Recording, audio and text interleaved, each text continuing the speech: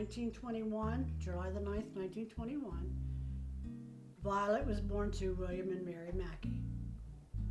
She quit school in the 11th grade and married my father, Gerald Armstrong, who lived on a farm out in the back Mountain Road.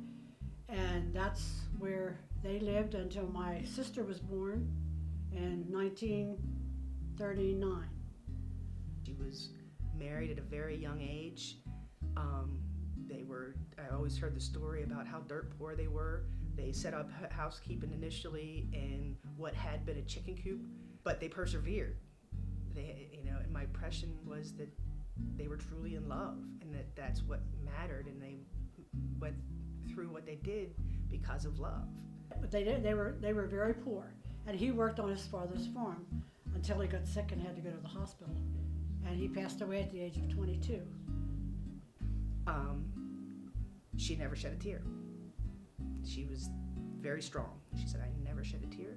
She said, there I was, pregnant, big old belly, and I walked up at his funeral and I kissed him on the cheek, and that was it, and I didn't shed a tear. So strength, I don't know how you can be that strong, but she was. So then she was left with 2 little kids to make a living for. Since he was a farmer, she could get no help, no Social Security, nothing. So she went to work. She walked 3 miles to Reedsville, worked at Rice's grocery store delivering groceries, walked back 3 miles at night to take care of her kids. When we became teenagers, we lived in Schrader. She remarried. Violet remarried Frank Mabin and moved into a house there in Schrader.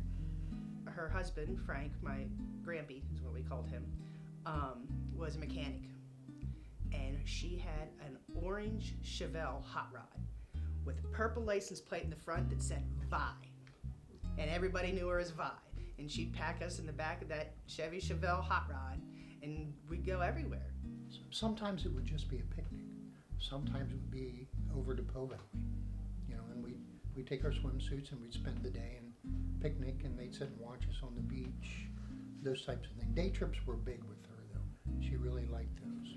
As long as she had her car, she did not stay at home hardly one whole day. She still went somewhere to do something with somebody or for somebody every day. She loved to run.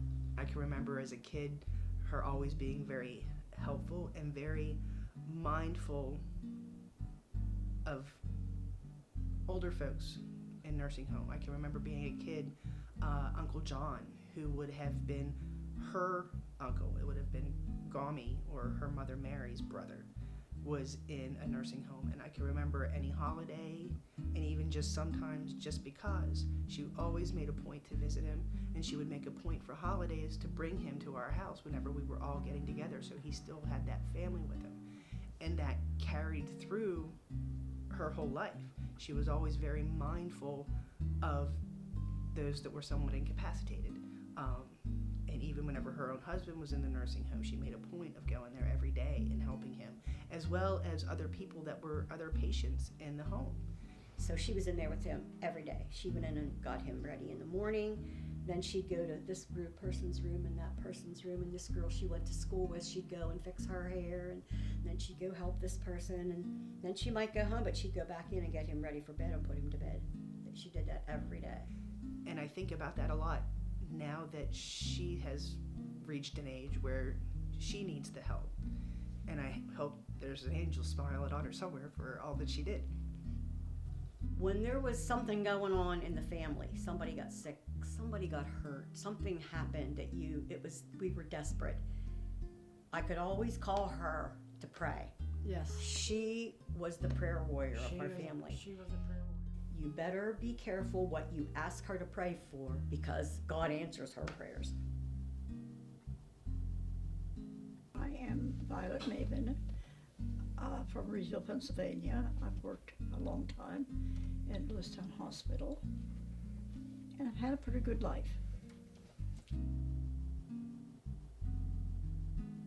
As a grown up, I wanted to be an aviatrician. I wanted to fly a plane. Blaine Kreutzer had the planes over, well, you know where they were, out along the pike.